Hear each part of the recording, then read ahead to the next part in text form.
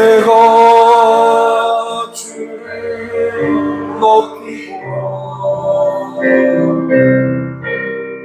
영원히 주의 이름을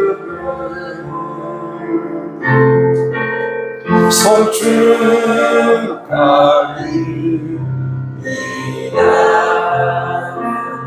왕이신 하나님, 영광 가운데 이곳에 자정하시고 교회 머리 되시는 주님으로부터 부어주시는 성령, 이 시간 충만하게 부어 주시옵소서. 사랑하는 성도들의 각 심령과 삶 속에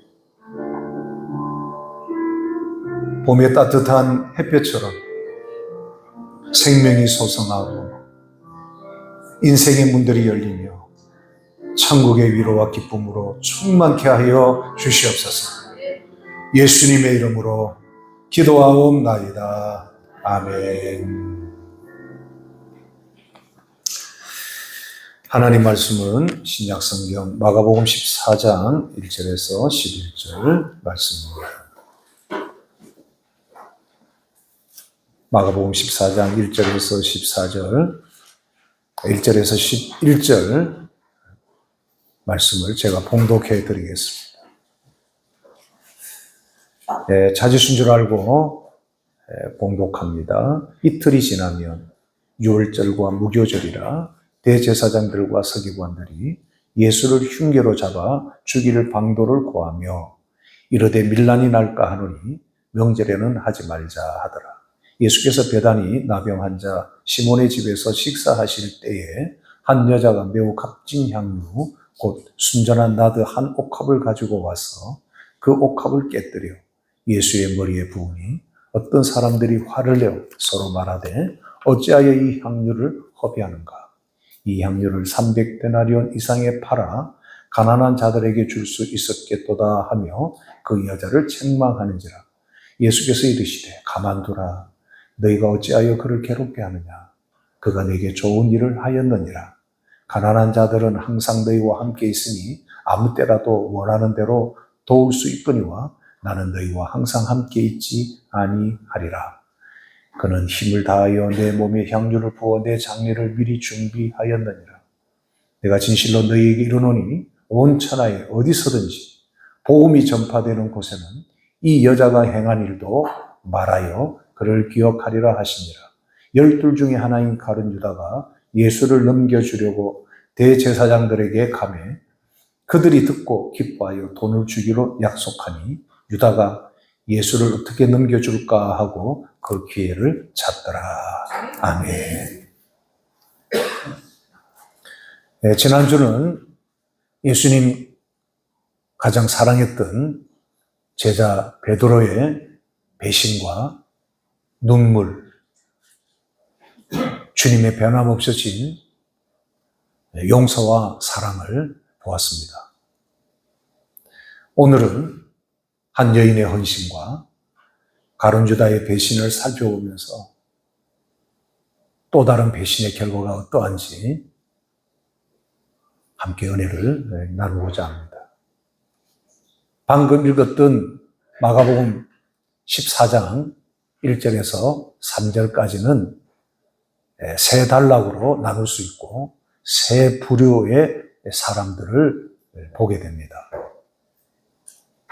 1절에서 2절까지는 예루살렘의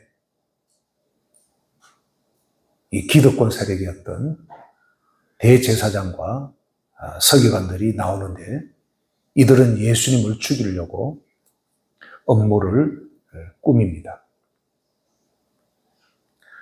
한가운데인 3절부터 9절에는 한 여인이 등장해서 옥합을 깨뜨려 향유를 예수님 머리에 붓는 장면이 나오죠. 그리고 10절, 11절에는 가룟 유다가 대제사장들을 찾아가서 그들과 거래하면서 예수님을 배신합니다. 마가는 이 복음서를 기록하면서 사건과 사건 사이에 이 샌드위치 구조 배열을 참 좋아한다는 것을 알 수가 있습니다.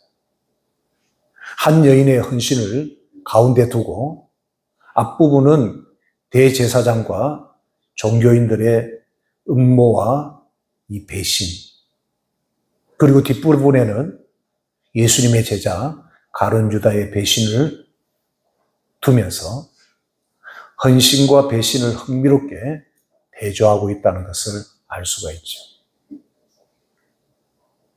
자, 첫 번째, 한 여인의 아름다운 헌신을 봅니다. 시기가 유월절 명절을 이틀 앞두고 일어난 일입니다. 이스라엘 명절, 이 유월절은 어린 양을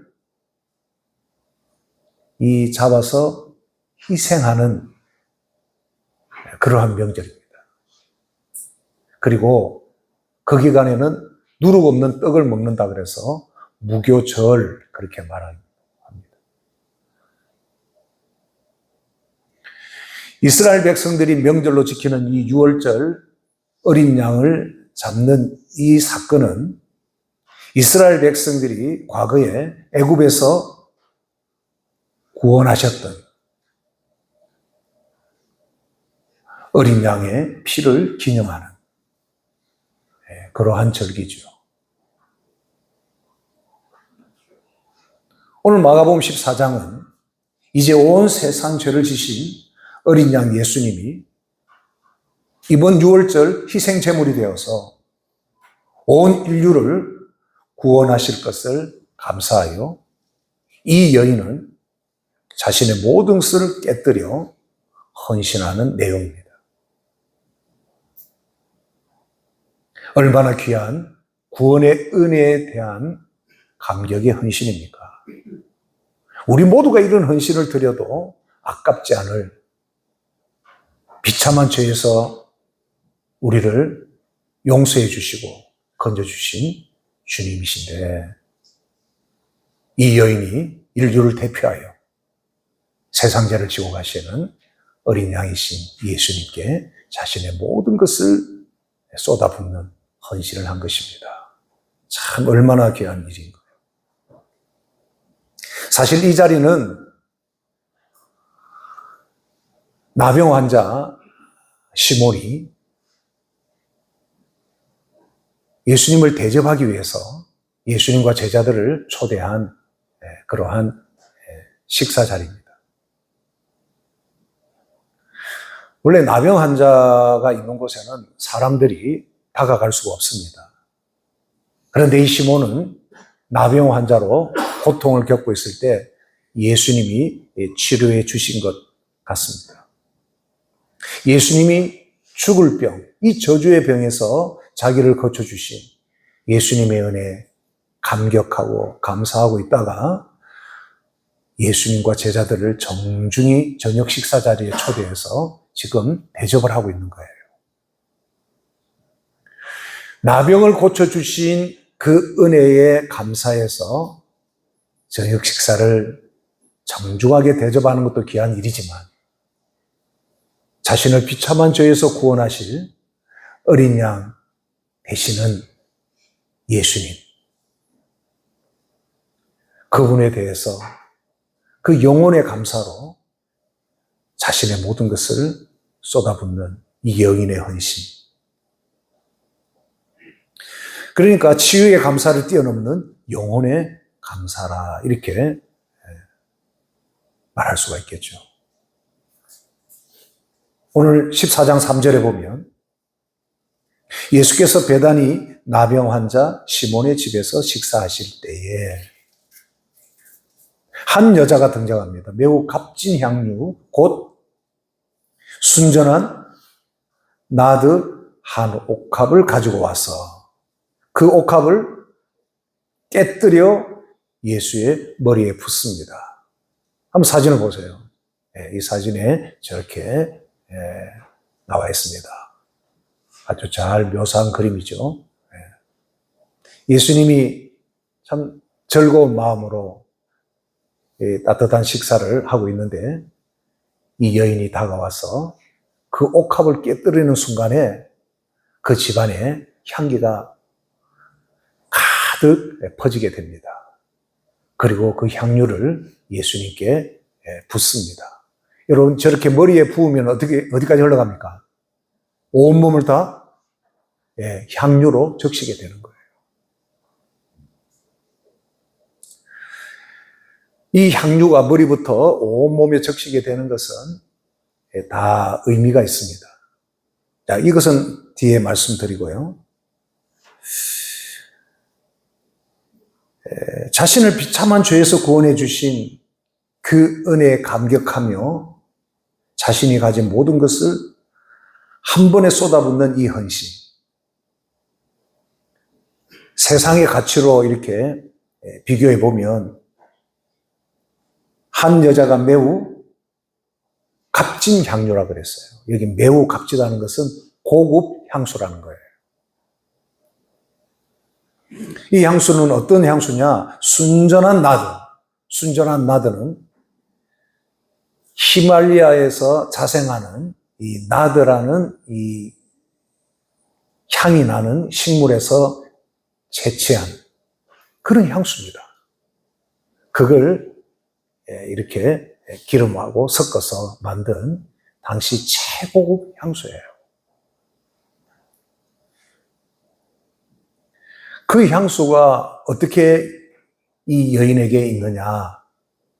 이 당시 이스라엘의 문화는 여성들이 결혼하기 전에 결혼 비용으로 미리 준비를 합니다.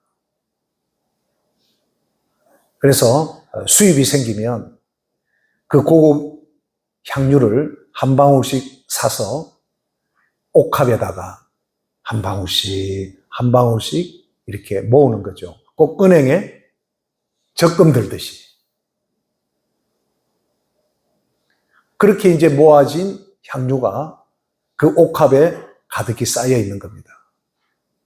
아마 이 여인은 그의 시집을 가도 충분할 정도의 이 비용이 마련되는 그 옥합을 소유한 거예요.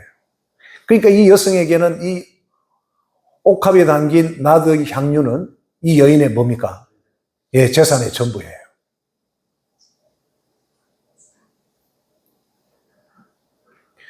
나중에 제자들이 화를 내면서 아니 저 300데나리온 팔면 300데나리온이나 넘는 저 향유 옥합을 저렇게 함부로 소비하다니 나중에 책망을 하는 장면이 나옵니다. 여러분 300데나리온 이상이라 그래서요. 300데나리온이라고 하는 것은 1데나리온이 당시 이스라엘 사람들의 하루 노동자의 임금입니다. 오늘 우리 돈으로 한 사람이면 일당을 10만으로 계산하면 얼마죠? 300데나리온이니까 3천만 원. 적지 않은 돈입니다. 무엇보다 이 여인에게는 자기의 전 재산인 것이죠. 그걸 단번에 깨뜨려서 예수님께 아까 그 그림처럼 붓는 겁니다. 이 붓는다 이 말이 헌신한다 그 말과 같은 말이에요.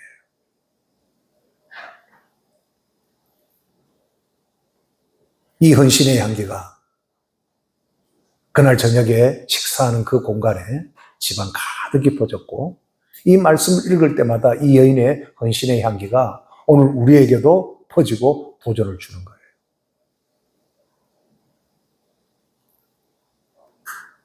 오늘날도 한국 교회가 이런 분들의 헌신으로 교회가 든든하게 세워지고 있는 겁니다. 저희 교회도 마찬가지입니다. 밝힐 수 없는 귀한 헌신들이 오늘 우리 서동산 교회를 이 열악한 이 환경과 이 마을에 교회가 있는 거예요. 그런데 이러한 여인의 헌신에 대해서 화를 내고 책망하는 사람들이 있었습니다. 참 이해할 수 없는 일이에요. 4절에 보시면 어떤 사람들이 화를 내어 서로 말합니다. 이 어떤 사람들은 이 저녁 식사 자리에 초대받은 예수님의 제자들입니다. 서로 화를 내어 말합니다. 어찌하여 이 향유를 허비하느냐는 거예요. 낭비하느냐는 거예요. 이 향유를 300데나리온 이상에 팔아서 가난한 자들에게도 줄 수 있었겠도다 하며 그 여자를 책망한 거예요. 이 여인은 자신의 모든 것을 깨뜨려 예수님께 가장 좋은 일을 했는데 예수님을 가장 가까이 모시던 이 제자들은 이 여인에게 화를 내고 책망하는 모습을 보십시오.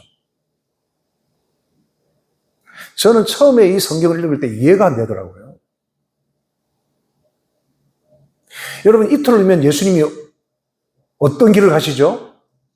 십자가의 길을 가시는 거예요.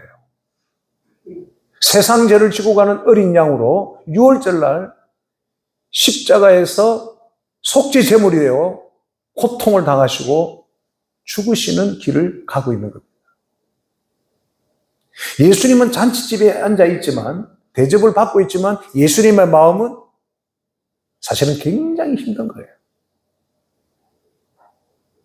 사실 식사를 하고 있지만 이 음식의 맛이 느껴지지 않을 정도로 예수님은 참 마음이 힘든 상태에 있습니다. 그런데 제자들은 전혀 그걸 모르는 거죠. 그런데 이 예수님의 마음을 알아주는 한 여인이 나온 겁니다. 사람은 자기 마음을 알아주는 사람이 있으면 절대 좌절하지 않습니다.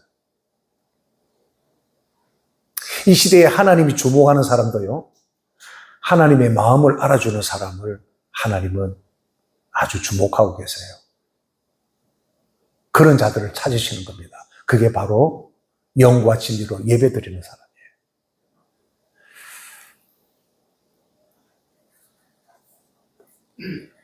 이틀 후 6월절에 예수님이 어떻게 되실는지 전혀 생각이 없던 이 제자들, 그러니까 이 여인의 헌신에 대해서도 올바르게 분별하지 못하고 화를 내고 이 여인을 책망하고 있다는 사실입니다. 교인들도 마찬가지입니다.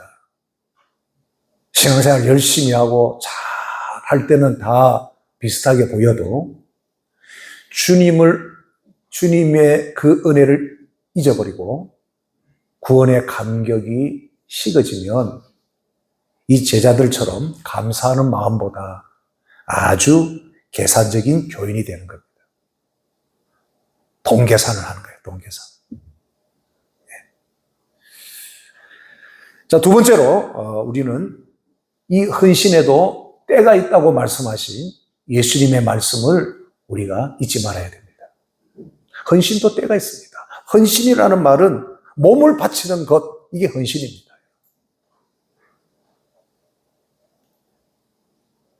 제자들은 화를 내고 책망했지만 예수님은 책망하지 않고 오히려 좋은 일을 하였다고 칭찬합니다. 좋은 일이라는 말은 원문에 보면 아름다운 일을 했다고 칭찬하는 거예요. 예수님이 이렇게 칭찬하신 이 말씀 안에는 이 여인이 예수님의 마음을 알아줬다는 거예요. 예수님의 마음을 알아줬다는 거예요. 예수께서 이르시되 가만두라. 너희가 어찌하여 그를 괴롭게 하느냐. 그가 내게 좋은 일을 하였느니라. 가난한 자들은 항상 너희와 함께 있으니 아무 때라도 원하는 대로 도울 수 있거니와 나는 너희와 항상 함께 있지 아니하리라. 이틀 후면은 함께 할 수 없다는 것을 예수님이 지금 말씀하고 있잖아요. 여러분, 헌신도 때가 있는 겁니다. 늘 모든 것을 다 드릴 만큼 헌신하는 시간이 주어지는 게 아니에요. 헌신도 다 때가 있는 겁니다.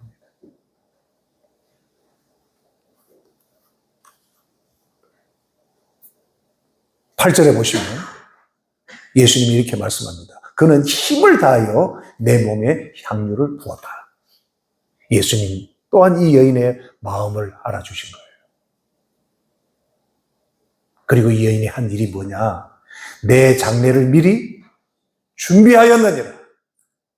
예수님이 죽고 나서 울면서 예수님 시신에다가 향유 바르는 그 일을 하지 않고 미리 예수님이 어떻게 죽으시고 예수님의 죽음의 의미가 무엇인가를 이 여인은 알고 그렇게 향료값을 깨뜨려 예수님께 뽑는다는 거죠. 얼마나 귀한 헌신인지. 예수님의 마음을 알고 예수님 또한 이 여인의 마음을 알아준 귀한 이 헌신이 아름다운 향으로 온 가득히, 세상 가득히 퍼져나가고 있다는 그러한 말씀입니다.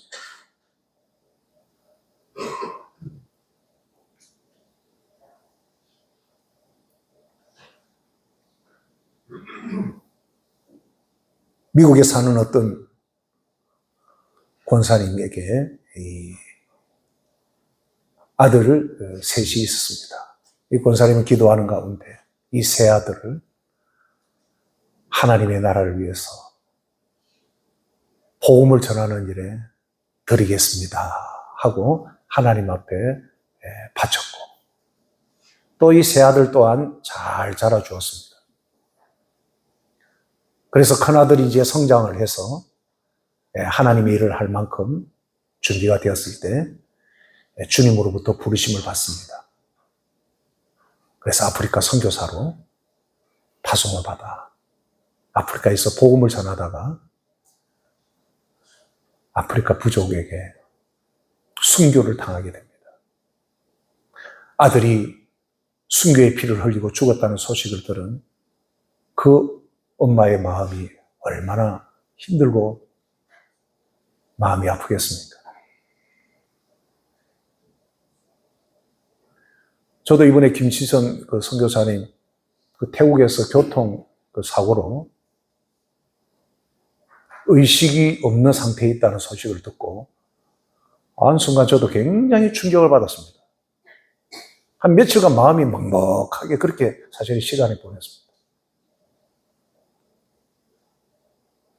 그런데 아들이 죽었다는 여러분 소식을 듣는 그 어머니의 마음은 어땠을까요? 둘째 아들도 성장을 해서 주님의 부르심을 받고 형님이 선교했던 아프리카의 선교사로 또 가게 됩니다. 둘째 아들도 거기서 순교의 피를 흘리고 죽게 됩니다. 선교 후에서 그 권사님에게 참 무거운 마음으로 아들의 순교를 알렸을 때 그 권사님은 담담하게 그걸 받아들였습니다. 이제 몇 명 남았죠? 네, 막내 한 명 남았습니다. 이 아들도 하나님께 바친 아들이라 그 아들이 또한 때가 되면 주님의 부르심을 받고 형님들이 갔던 그 선교 현장에 또 파송을 받아 선교지로 갔습니다. 막내도 몇 년 후에 선교지에서 순교의 피를 흘리고 죽습니다. 이 세 아들을 다 잃고 마는 거예요. 어느 날 이 권사님의 친구가 찾아와서 이렇게 말합니다. 너는 세 아들이 복음을 전하다가 모두 다 저렇게 죽었는데 후회하지 않느냐. 그때 권사님이 이렇게 말했다고 합니다. 나에게 넷째 아들이 없는 것이 너무 후회스럽다라고 대답합니다.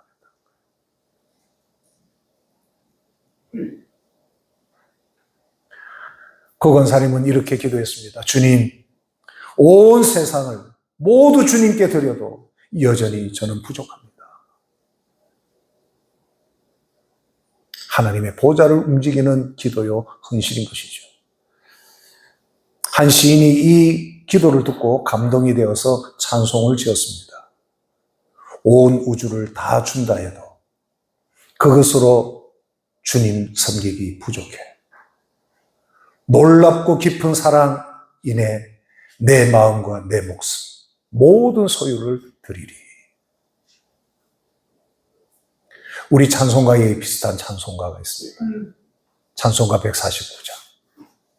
주 달려 죽은 십자가. 온 세상 만물 가져도 주 은혜 못 다 갚겠네. 놀라운 사랑 받은 나 몸으로 죄물 삼겠네. 같이 불러보겠습니다.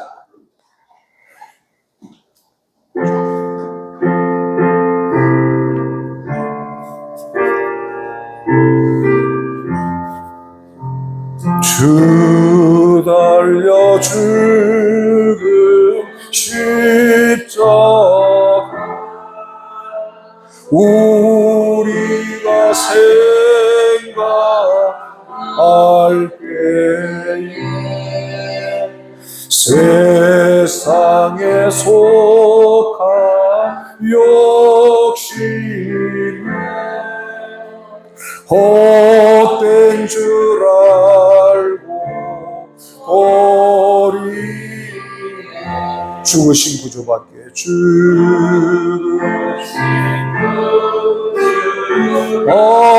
밖에는 자랑 말게 하소서. 보혈의 공로인이라 교만한 마음 버리. 4절 온 세상 만물 가져도 주는 못 따가겠네. 놀라운 사랑 받은 나 몸으로 죄를 삼겠네.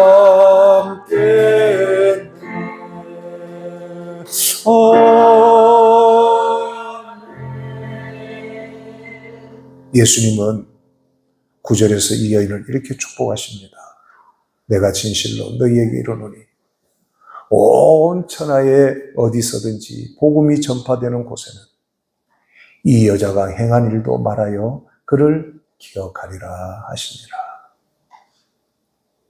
이 여자가 행한 일, 우리 주님께 헌신한 이 일은 영원히 기억되는, 모든 사람들이 알게 되는 귀한 헌신이었다는 것을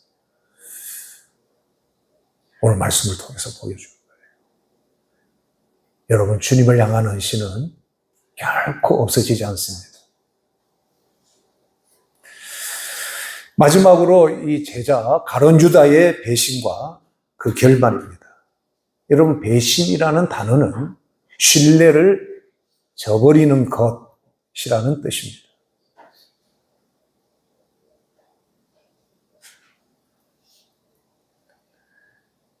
이때 가룟 유다는 예수님에 대해서 많은 실망을 하고 있었는지 모릅니다.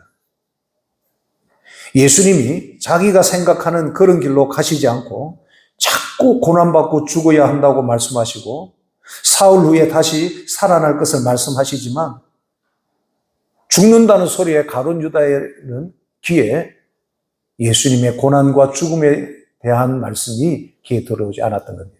가룟 유다뿐만 아니고 제자들이 마찬가지였습니다. 이들은 예수님께서 예루살렘에 입성하는 순간에 정치적인 메시아로 로마 제국의 심지 압제에서 구원하시고 다윗과 같은 메시아가 되어서 정권을 잡으시고 그 나라에 자기들은 한 자리를 차지할 것을 생각했던 거예요. 그런데 예수님은 전혀 다른 길로 지금 가고 있는 겁니다. 자꾸 죽는다는 거예요. 약한 소리를 하는 겁니다.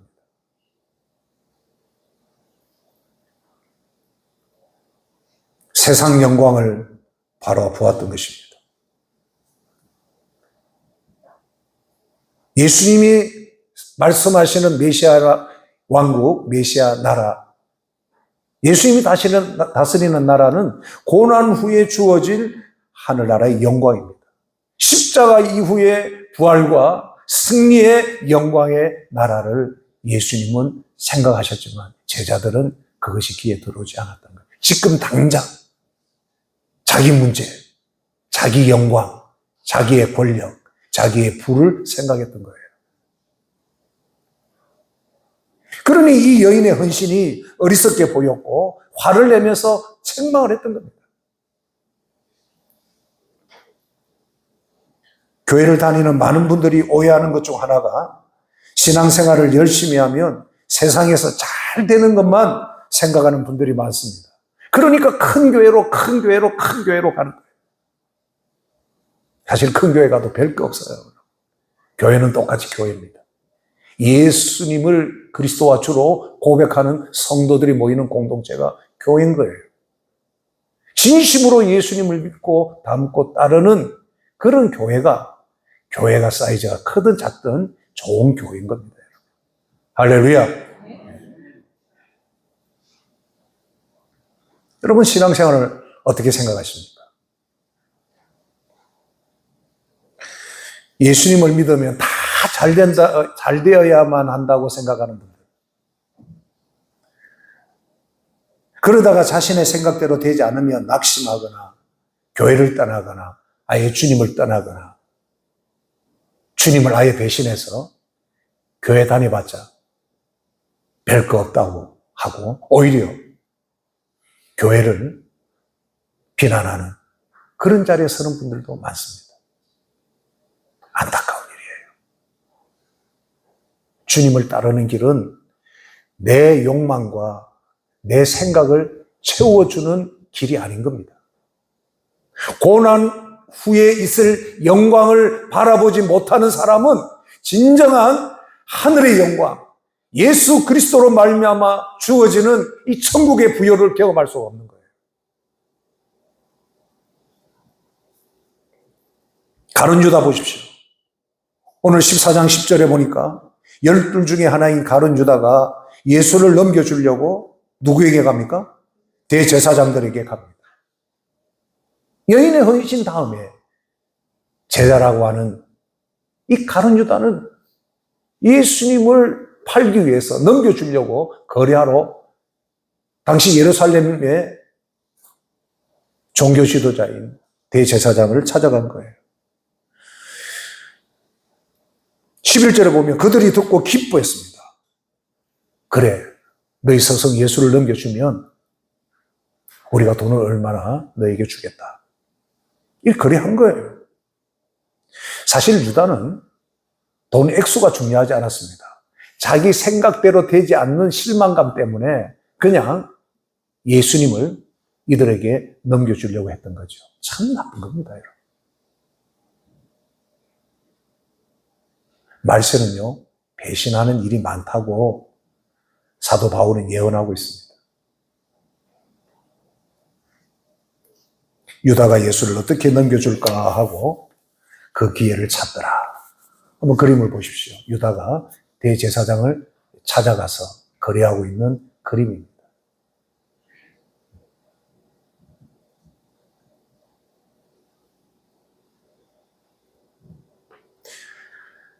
사도 요한은 가장 젊은 제자 중에 하나였고 사랑받는 제자였는데 사도 요한이 그가 이 장면을 보면서 기록한 내용이 있습니다. 요한복음 12장 4절에서 6절. 현대인의 성경은 가룟 유다를 이렇게 묘사하고 있습니다. 그러나 제자 중 하나이며 예수를 팔아넘길 가룟 유다가 이것을 보고 왜 이 향유를 300데나리온에 팔아 가난한 사람들에게 주지 않았소? 하였다. 그가 이렇게 말한 것은 가난한 사람들을 생각해서가 아니라 그는 돈괴를 맡고 있으면서 거기 있는 돈을 자주 훔쳐내는 도둑이었기 때문입니다. 그는 돈괴를 맡고 있었다는 말은 예수님이 이렇게 복음을 전하시고 또 병자를 고치시고 또 천국 복음을 가르치실 때에 항상 제자들이 함께 예수님을 수행했습니다. 그러니까 제자 공동체가 있었단 말이에요. 거기에 공금을 관리를 누가 했습니까? 가룟 유다가 했단 말이에요. 공적인 돈입니다. 주님을 위해서 써야지 될 돈이에요. 그런데 지 마음대로 몰래 빼서 썼다는 거예요. 그러니까 같은 제자였던 요한이 볼 때 이 가룟 유다는 도둑놈이다. 그러니까 여인의 헌신에 대해서 정죄하고 화를 내고 책망을 했다는 거죠.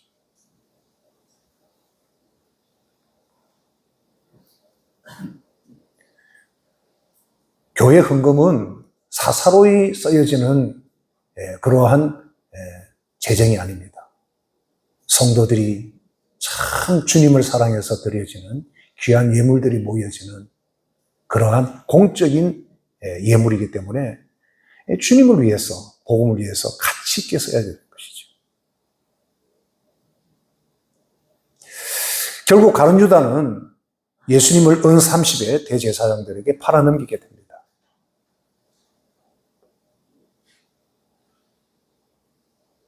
마태복음 26장에 보면 마귀가 가룟 유다의 마음에 예수님을 팔려는 생각을 넣어줬기 때문에 이 짓을 했다, 그렇게 말하고 있습니다. 여러분, 마귀에게 사로잡힌 사람들의 특징이 뭐냐면 생각이 악하고 나쁜 거예요. 생각이 나쁜 사람이 나쁜 짓을 하는 겁니다. 마음의 생각이, 나쁜 생각이 오면 그걸 물리쳐야 되는데 그 나쁜 생각을 받아들이면 나쁜 인간이 되고 악한 인간이 되는 거예요. 그런 생각을 누가 주죠? 마귀가 준다고 성경은 말씀합니다. 그래서 여러분, 성도는 생각이 좋아야 되는 거예요. 항상 생각이 좋아야 되는 거예요. 베드로도 실수하고 예수님을 배신했지만 베드로는 예수님을 팔아넘길 정도로 그렇게 악하지는 않았습니다. 자기의 약함을 예수님 앞에서 회개하고 눈물을 흘렸지만 악하지는 않았던 거예요. 마태복음 27장에 1절부터 8절에 보면 이렇게 말씀이 나옵니다. 새벽에 모든 대제사장과 백성의 장로들이 예수를 죽이려고 함께 의논하고, 자, 이 새벽은 6월절 새벽입니다. 오늘 마가복음 14장 우리가 보았던 그 본문, 이 여인의 헌신, 가룟 유다의 배신, 이틀 후에 일어난 사건이에요. 새벽에 모든 대제사장과 백성의 장로들이 예수를 죽이려고 함께 의논하고 결박하여 끌고 갑니다. 누구에게? 총독 빌라도에게 넘겨주는 거예요. 가룟 유다는 이까지를 생각하지 못한 거예요. 대제사장에게 넘겨주는 것으로 이들이 예수님을 이렇게 신문을 하는 것까지는 하고 풀어줄 줄 알았는데 최종 사형 집행 결정권을 가진 총독 빌라도에게 예수님을 넘겨줘 버린 겁니다. 3절에 보십시오. 그때에 예수를 판 유다가 그의 정죄됨을 보고 스스로, 다시 말하면 예수님이 십자가형을 받게 될 것이라는 것을 보고 스스로 뉘추게 됩니다. 베드로는 꽃교하고 닭이 울 때 어떻게 했죠? 자기가 예수님을 배반했던 것을 깨닫고 통곡했다는 거예요. 통곡. 한없이 울었다는 거예요. 여러분, 눈물도 은혜입니다. 은혜. 자기의 연약함과 잘못 깨달으면 눈물을 흘리는 것, 여러분, 그게 은혜예요. 그런데 가룟 유다는 뭐가 없죠? 눈물이 없는 거예요. 이게 아닌데? 내가 잘못했는데? 이제 이렇게 뉘우치는 정도였단 말이죠. 그래서 은 30, 받은 30을 대제사장들과 장로들에게 도로 갖다 주면서 이르되 내가 뭐라고요? 무죄한 피, 죄 없으신 이 예수님의 피를 팔고 내가 죄를 보겠다. 그러니까 당장 내가 돈을 줄 테니까 예수님 돌려주시오. 이미 끝난 거예요. 그들이 이르되 그것이 우리에게 무슨 상관이냐? 네가 당하라. 5절에 보시면 유다가 은을 성소에 던져 넣고 물러가서 스스로 목매어 죽는 겁니다. 이게 유다의 결말이에요. 가룟 유다에게는 회개할 기회가 사실 많이 주어졌습니다. 베드로보다 더 많이 주어졌어요. 그런데 회개의 눈물이 없었던 겁니다. 자기가 얼마나 연약하고 악한가. 그 마음을 예수님 앞에 내어놓고 눈물을 흘리며 회개했다면 예수님은 여전히 가룟 유다를 사랑했기 때문에 이 가룟 유다를 받아주시고 베드로처럼 크게 썼을 겁니다. 그런데 가룟 유다는 뉘우쳤지만 회개에 눈물이 없었던 것이죠. 스스로 비참하게 목숨을 끊는 겁니다.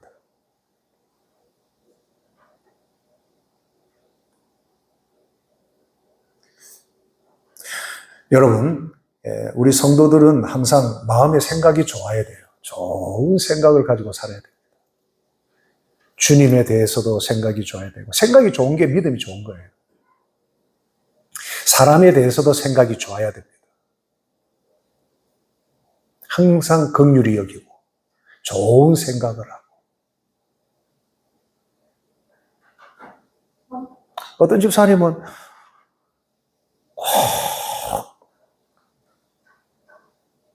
까만 봉지에 뭘 담아갖고 들고 오시고 주시고.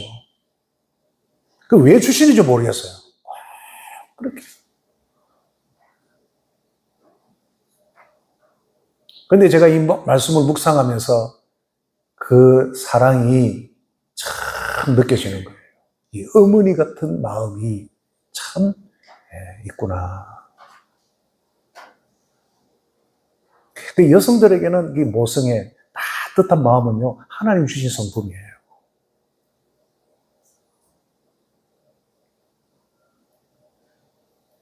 사람은 누구나 실수할 수 있고 잘못할 수도 있는 겁니다. 자신의 잘못과 연약함을 깨달을 때 주님 앞에 나와서 겸손히 회개하고 용서받으면 되는 거예요. 여러분, 용서받은 베드로 보십시오. 다시 주님께 쓰임받아서 당시 로마 제국을 변화시키는 위대한 인물이 되는 겁니다. 주님은 지금 우리의 모습 그대로 받으시고 사랑하십니다. 한 사람도 여러분을 책망하시거나 여러분을 질책하지 않습니다. 예수님은. 잘 왔다. 참 잘했다. 내가 너를 사랑한다. 예수님 말씀하시는 거예요. 이 사랑을 깨닫는 성도들은 언제든지 귀하게 쓰임받게 되는 것입니다. 그래서 예수님의 보혈이 귀한 것이죠. 오늘 예수님의 보혈로 정결케 된 심령마다 여러분의 심령 가득히 성령으로 사랑으로 충만하기를 축복합니다. 주님, 오늘도 저희들의 연약한 모습 그대로 가지고 나왔습니다. 그러나 오늘 말씀을 통해서 저희들을 책망치